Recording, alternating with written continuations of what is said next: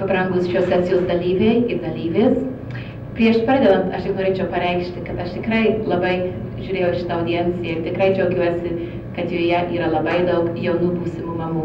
Ir ypač, kadangi apie tai, ką kalbėsiu, kadangi lies daugiau jas, tai aš tikrai džiaugiuosi, kad pataikiau į tą sesiją, į kurią aš norėjau savo mintis pareikšti.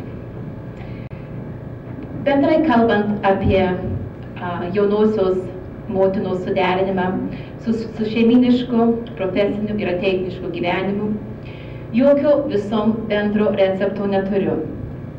Pripažįstu įvairius sunkumus, kurie, manau, daugumai yra aiškus, tačiau visą tai laikau labai svarbiu uždaviniu kiekvienos ateitininkės motinos ir šią progą noriu pasidalinti su kai kuriom mintim.